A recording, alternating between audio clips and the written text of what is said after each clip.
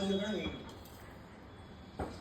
అలాగే ఒక పుష్పం పైన పెట్టండి. ఓం పుష్పావతి ప్రసోవతే పరణీయ ఫలావత అశ్వాయువ చరిత్రే విరుదపాన ఇష్టమః. సరే అమ్మవారి పక్కన పెట్టేసుకోండి. పక్కన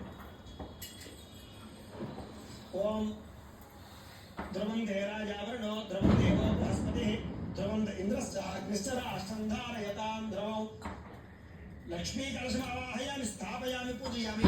నక్షత్రాల కలశమైన వేయండి. స్థిరో భవ వరదో భవ స్థాపితో భవ యజమాన్యస్య ఇష్టకామ్యార్థఫలసిద్ధితో భవ స్థిరాసనం కురు. ధ్యానం. ఈసారి పుష్పించి నమస్కారం చేయండి. ఓం హిరణ్యవర్ణాం హరణీయం సువర్ణరజతస్రజాం చంద్రాం హిరణ్మయీం లక్ష్మీం జాతవేదో మమావహ. లక్ష్మీపరాంబికాదేవ్యై నమః. మనఃపూర్వక ప్రార్థన నమస్కారం సమర్పయామి. ధ్యాయామి. అలా అమ్మవారి దగ్గర పాదాల దగ్గర వేసేసేయండి. మళ్ళా ఇంకో పుష్పం తీసుకోండి.